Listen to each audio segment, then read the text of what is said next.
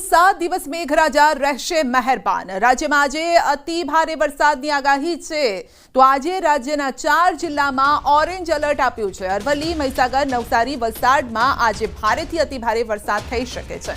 તો આજે 12 જિલ્લામાં યલો એલર્ટ પણ છે અને વરસાદની આગાહી પણ છે।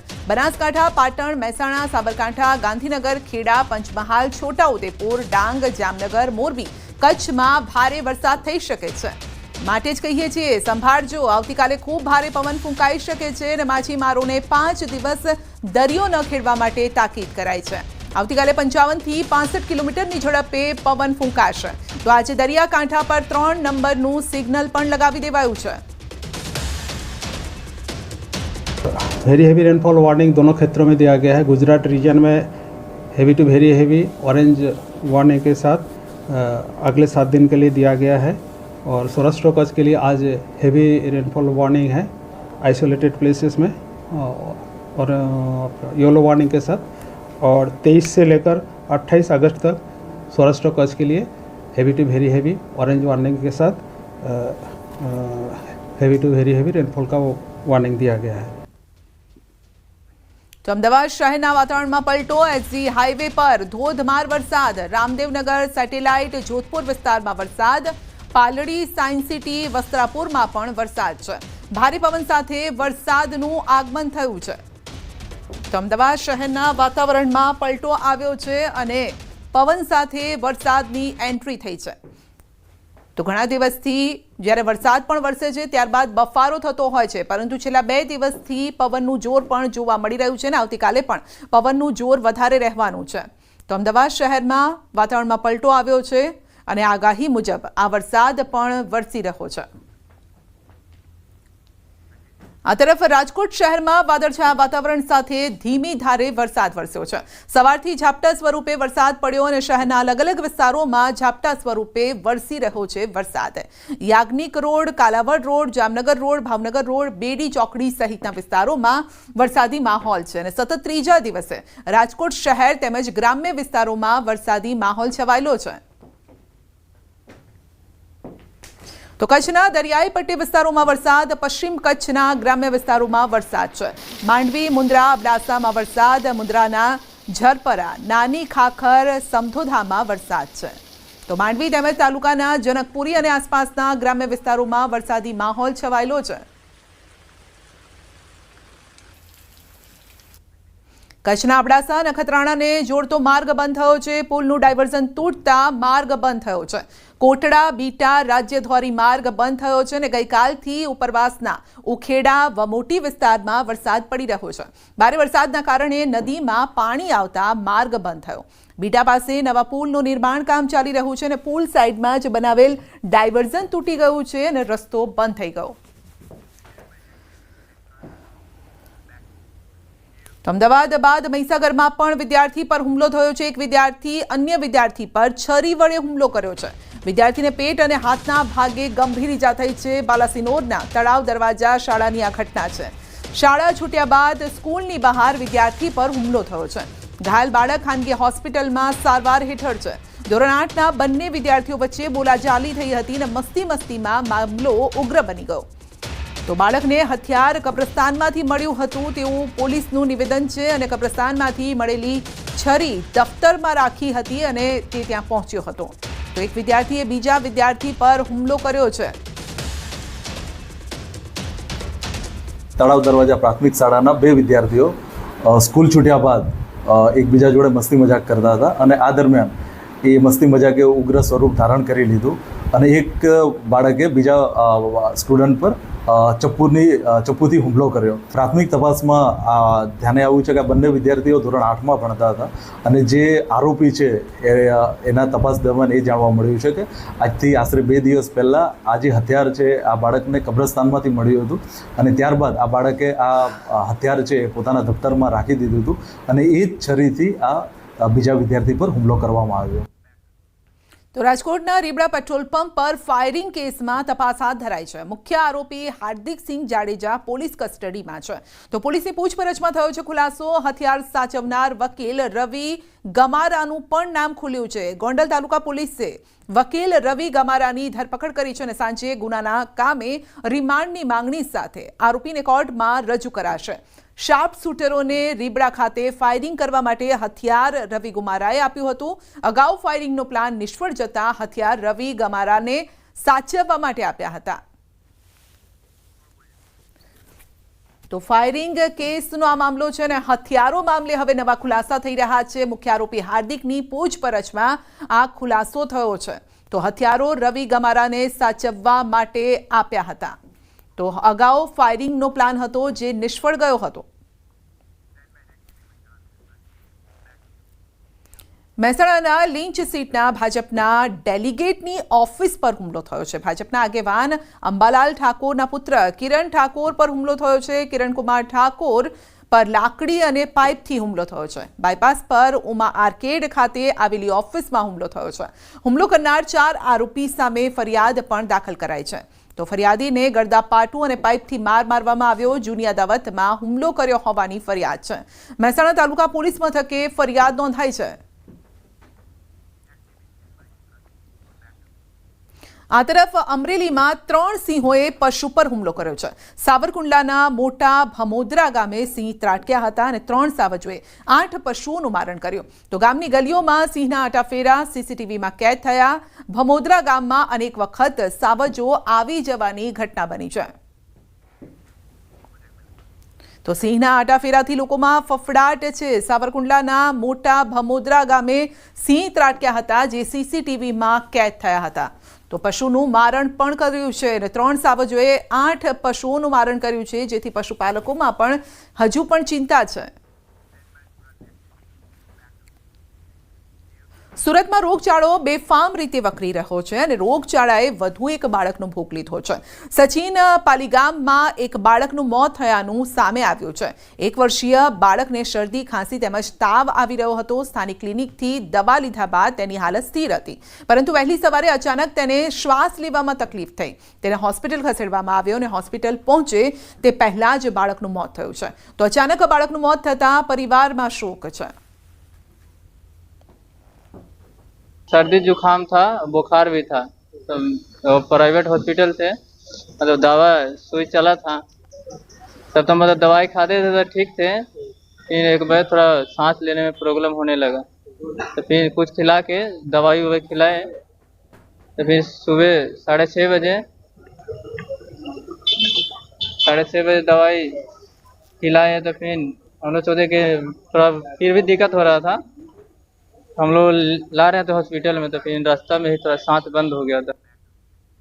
ગુજરાતમાં એક જીવલેણ રોગે દેખા દીધી છે. અમદાવાદમાં ધોળકાના પીસાવાડામાં CCHF રોગનો કેસ સામે આવ્યો અને દહેશત મચી ગઈ છે.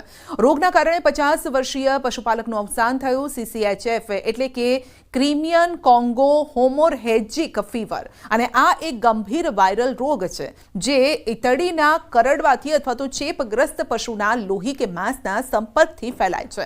CCHFનો કેસ આવતા પશુપાલન અને આરોગ્ય વિભાગ હરકતમાં આવ્યો. 168 જેટલા ઘરોની મુલાકાત કરાઈ. 22 જેટલા પશુઓના વાડામાં સ્વચ્છતા અંગે પગલાં પણ લેવાયા છે.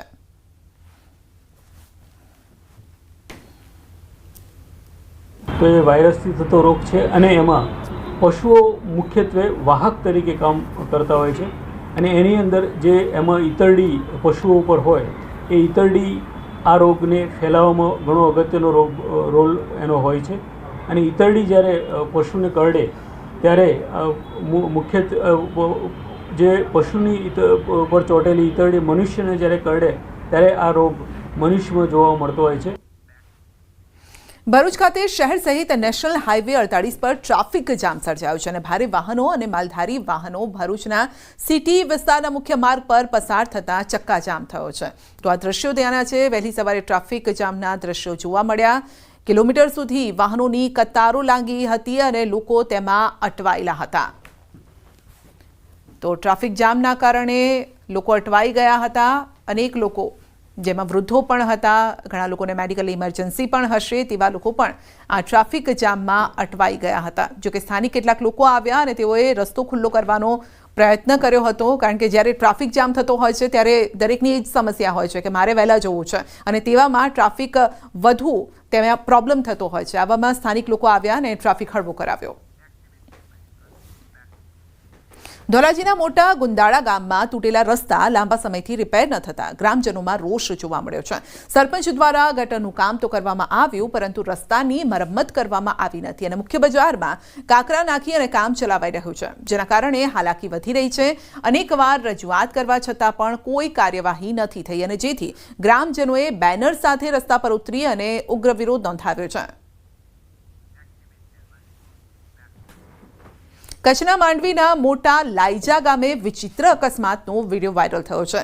કપડાં સુકવવા જતાં એક મહિલાનો પગ સ્લીપ થઈ ગયો અને દિવાલ પર લગાવેલી લોખંડની અણીદાર ગ્રીલનો સળિયો હાથમાં આરપાર નીકળી ગયો. મહિલા ગ્રીલની દિવાલ પાસે બેસી રહ્યા, હાથમાંથી આરપાર ગ્રીલનો સળિયો ઘૂસેલો રહ્યો અને જોકે તાત્કાલિક સ્થળ પર ડોક્ટરને બોલાવવામાં આવ્યા અને ત્યાં ગ્રીલમાંથી તેમનો હાથ બહાર કાઢવામાં આવ્યો હતો. તો મહિલાના હાથમાંથી આરપાર નીકળી ગયો હતો ધારદાર સળિયો. કપડાં સુકવવા જતાં પગ લપસી ગયો અને આ દુર્ઘટના ઘટી હતી. જોકે ડોક્ટરને બોલાવવામાં આવ્યા. બીજી તરફ સુરતમાં પણ આવો જ કિસ્સો સામે આવ્યો. સિવિલ હોસ્પિટલમાં એવા દ્રશ્યો જોવા મળ્યા જેને જોઈને થોડા સમય માટે હાજર લોકો સ્તબ્ધ થઈ ગયા. છાતીમાં ધારદાર કાતર ખૂંપેલી હાલતમાં એક યુવકને સિવિલ હોસ્પિટલ ખસેડાયો. મિત્રો સાથે મસ્તી કરતા યુવકનો પગ સ્લીપ થઈ ગયો, જેના કારણે હાથમાં રહેલી કાતર શરીરમાં ઉતરી ગઈ હતી અને યુવકની છાતીમાં કાતર ઘૂસી ગઈ. ગંભીર હાલતમાં તેને હોસ્પિટલ ખસેડાયો અને આ ઘટનાથી હોસ્પિટલના તબીબો અને સ્ટાફ ચોંકી ગયા. જોકે તબીબોએ તાત્કાલિક અન્ય કોઈ ઈજા ન થાય તે રીતે કાતર બહાર કાઢી.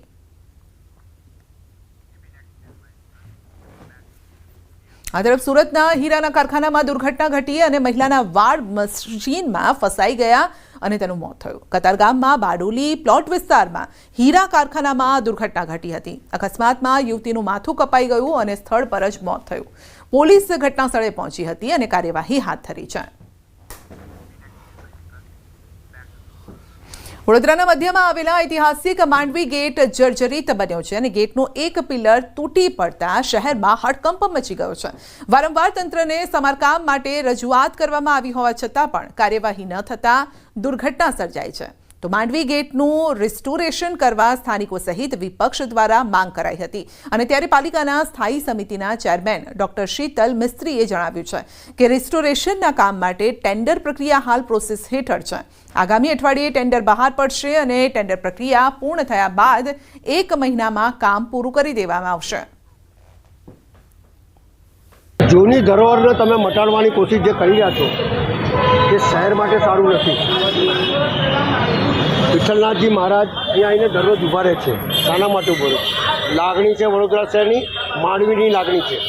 એક વખત પડ્યું, બીજી વખત પડ્યું, ત્રીજી વખત પડ્યું.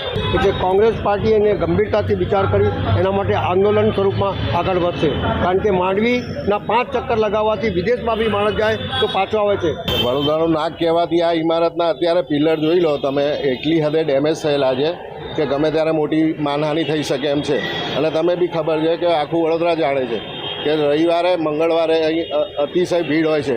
એ ભીડમાં અત્યારે વરસાદના કારણે જો કશું વધારે ડેમેજ થયું ને પિલ્લર ખસ્યું તો મોટી માનહાનિ થશે, જાનહાનિ થશે. એટલે એના પ્રોપર જે વ્યવસ્થિત રીતે કામગીરી કરે છે સચિન પાટડિયા, હું તો નામ સાથે કહું છું, એમને નમ્ર વિનંતી છે કે તમે કોર્પોરેશનને દોડતું કરો. પુરાતત્વએ કહી દીધું કે આ હવે મોસ્ટ અર્જન્ટ કામ છે, ઇમરજન્સી છે, તો આજે એમાં 130 દિવસ કાઢી નાખવા એ બહુ ખરાબ વાત છે. હવે આ કેમ અમારે બહાર આવવું પડ્યું? તો જ્યારે અમારા સ્થાનિક પ્રશ્નો જ્યારે વડોદરા શહેરના હોય તો કોર્પોરેશનમાં અમારા કોર્પોરેટર રજૂ ના કરતા હોય, વિધાયક આપણા પ્રશ્ન વિધાનસભામાં રજૂ કરતા ના હોય અને શહેરના પ્રશ્નો રાજ્યસભામાં રજૂ ના થતા હોય, ત્યારે પ્રજા બહાર આવવું પડે. વડોદરાના જાગૃત નાગરિક તરીકે હું બહાર આવ્યો છું. આમાં 2nd નંબરનો પિલર એ ગાંધીગેટ બાજુથી આવતા એ વિટલ ફેલીના લીધે કોલેપ્સ થયો છે. એના સ્ટ્રક્ચર સ્ટેબિલિટીના રિપોર્ટ, જે પ્રાથમિક વિઝ્યુઅલ સ્ટ્રક્ચર સ્ટેબિલિટીના રિપોર્ટ પણ આવી ગયા છે. એના આધારે અને રિનોવેટ કરવાનું નક્કી કરવામાં આવ્યું છે. હેરિટેજ કન્ઝર્વેશન એ ખૂબ કોમ્પ્લિકેટેડ સબ્જેક્ટ હોય છે. લગભગ 2 અઠવાડિયાનું મુદતવાળું ટેન્ડર હશે, એટલે કહી શકાય કે આજથી 3 વીકમાં અને વર્ક ઓર્ડર આપી અને મહત્તમ 1 મહિનાની અંદર આ કામગીરી ચાલુ કરી. વડોદરા શહેર સંસ્કારી નગરીની સાથે સાથે ઐતિહાસિક નગરી તરીકે પણ ઓળખાય છે. ત્યારે આ જ વડોદરા મહાનગરના જે સત્તાધીશો છે તેઓ ઐતિહાસિક ધરોહરની જાળવણી નથી કરી શકતા અને વિકસિત વડોદરાની મોટી મોટી વાતો કરે છે. આ દ્રશ્યો તમે જોઈ રહ્યા છો તે માંડવી દરવાજાના દ્રશ્યો છે અને આ વડોદરા શહેરની ઓળખ છે. કારણ કે જ્યારે પણ વડોદરા શહેરનો ઉલ્લેખ આખા વિશ્વમાં ક્યાં પણ થાય તો તમામ જગ્યા પર માંડવી દરવાજો સૌથી પહેલાં બતાવવામાં આવે છે. કારણ કે માંડવી દરવાજા થકી જ વડોદરા શહેરની ઓળખ જે છે તે છતી થાય છે. ત્યારે અત્યારે આ જે માંડવી દરવાજો છે તેની દુર્દશા જોઈ શકાય છે. 4 દરવાજા વિસ્તાર કહેવાય છે અને 4 દરવાજા વિસ્તાર પૈકીનો મુખ્ય જો કોઈ દરવાજો હોય તે માંડવી દરવાજો એટલે કે માંડવી ગેટ અત્યારે તમે જોઈ રહ્યા છો એ છે.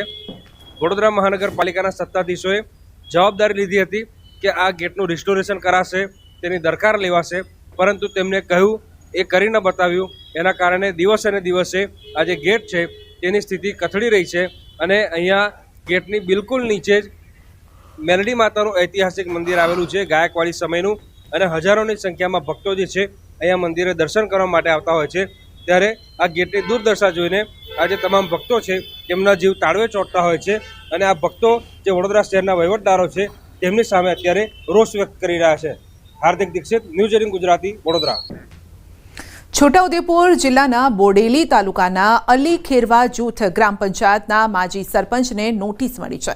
માજી સરપંચ ગ્રામ પંચાયતના સ્વભંડોળની ગ્રાન્ટમાં 20 લાખની ગ્રાન્ટ વાપરીને ખર્ચ કરી નાખ્યો અને તેમાં ગેરરીતિ ઝડપાતા તાલુકા વિકાસ અધિકારીએ નાણાં વસૂલવા માટે નોટિસ પાઠવી.